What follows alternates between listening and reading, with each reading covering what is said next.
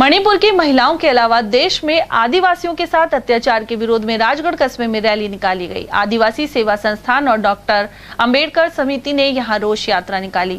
साथ ही जयपुर के अंबेडकर सर्किल से शुरू हुई विरोध प्रदर्शन यात्रा राजगढ़ पहुंची।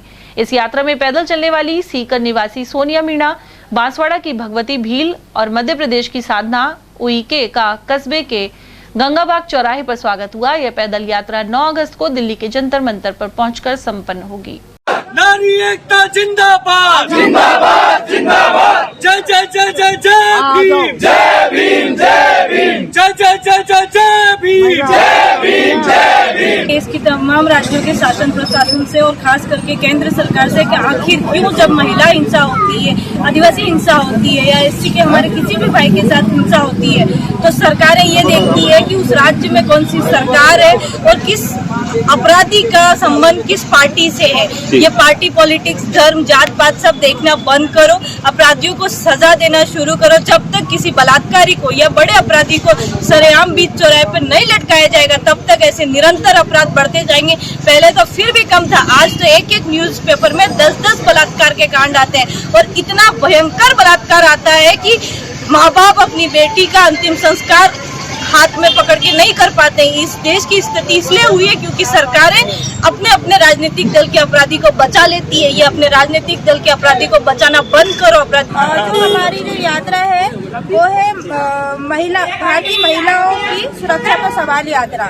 जैसे कि हमारे देश में कई प्रकार की घटना हो रही है, महिलाओं को नंगा करके घुमाया जा रहा है, मध्य प्रदेश में आदिवासी पर पेशाब किया जा रहा है और ऐसे तमाम जो भी ST SC OBC माइनॉरिटी जितने भी है, हमें महिलाओं पर हो रहे जितने भी अत्याचार और जिन शोषित पीड़ित किसान मजदूरों का, हम लोग सभी सवालों का जवाब लेने के लिए दिल्ली पहुंच रहे हैं जंतर मंतर, जिसमें हमारे सवाल रहेंगे राष्ट्रपति महोदय जी से, प्रधानमंत्री जी से कि अपराधियों को संरक्षण क्यों दिया जा रहा है। जब पीड़ित को पीड़ित की नजरों से नहीं देखा जा रहा है, अपराधी को अपराधी की नजरों से नहीं देखा जा रहा है, तो किस प्रकार की न्याय व्यवस्था।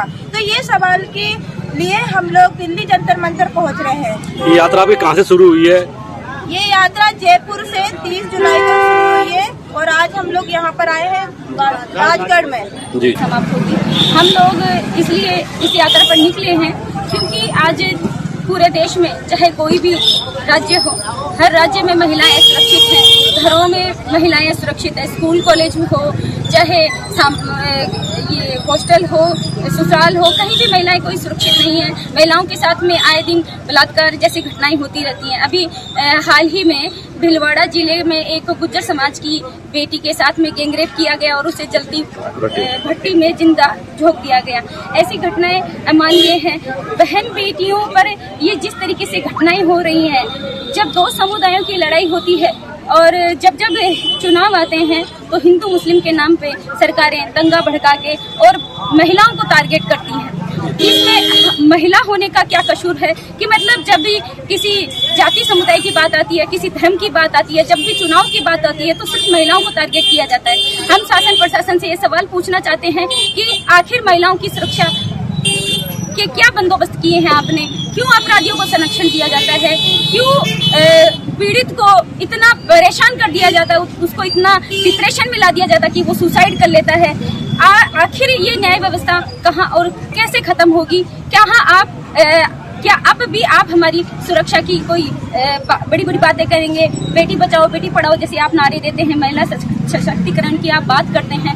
मैं ये सवाल पूछूंगी राष्ट्रपति महोदय जी से, जो कि खुद एक महिला है और आदिवासी समुदाय से है, देश के सर्वोच्च पद पे बैठी हैं, लेकिन वो अब महिलाओं पर जब देश के अंदर जगह जगह अत्याचार हो रहे हैं तो वो चुप क्यों है?